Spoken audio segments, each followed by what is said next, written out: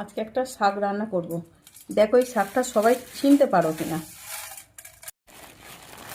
দেখো শাকটাকে ঢালছি আমি, দেখে বলো এটা কি শাক। এই শীতের সিজনেই পাওয়া যায়, আর সারা বছর কোনো সময় এটাকে দেখতে পাওয়া যায় না। এই সময়তেই এটা খেতে ভালো লাগে। গাছের টাটকা শাক তুলে দিয়ে গেছে একজন। পরে টাটকা শাকগুলো গাছ থেকে তুলে দিয়ে গেছে, খুব নরম নরম। বাজার থেকে যেগুলো কেনা হয় সব শুধু গাছ কেটে দেয়, এগুলো একদম ডগ ডগ কেটে দিয়ে গেছে। এগুলো এখন কাটতে হবে ছোট ছোট করে। এই খেসারি কড়াই শাক, এই খেসারি কড়াই শাকটাকে এখন কাটবো। একদম ঝুরঝুরু করে কাটতে হয়।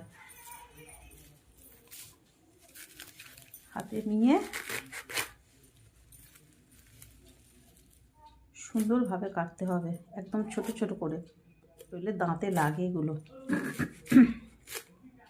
এটা কাটতে বেশ খানিকটা সময় লাগবে, আস্তে আস্তে কাটতে হবে। কেটে নিচ্ছি কড়াই শাকটা। তবে এই কড়াই শাকটা দিয়ে বেগুন দিয়ে শিম দিয়ে রান্না করলে খুব সুন্দর খেতে লাগে। এই সিজনটাতেই এটা ভালো লাগে, আর অন্য কোনো সময় পাওয়াও যায় না।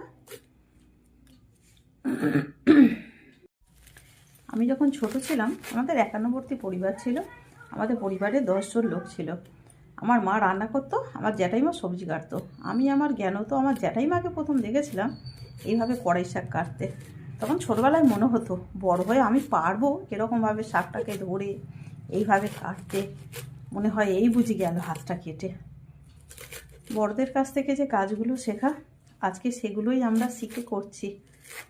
মনে পড়ে বড়দের কথা, আমরাও তো শিখতে পেরেছি তার থেকে কিছু। যাক, শাকটা আমার কাটা হয়ে এসেছে, এগুলো ভালো ভাজা হয়ে এসেছে। এর উপরে খেসারি শাকটা দিয়ে দেবো।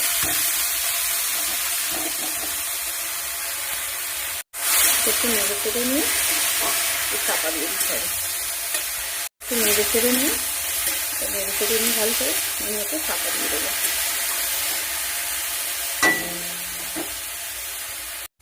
শাকটা কমে কতটুকু হয়ে গেছে, এবার একটুখানি নুন দিয়ে দেবো, দিয়ে চাপা দিয়ে দেবো। কড়াই শাকটা পুরো সিদ্ধ হয়ে গেছে। এবার একটুখানি এতে চিনি দিতে হবে, একটু মিষ্টি মিশতে হবে। একটুখানি চিনি দিয়ে আর এটাকে নামিয়ে নেবো। খেসারি শাক ভাজা।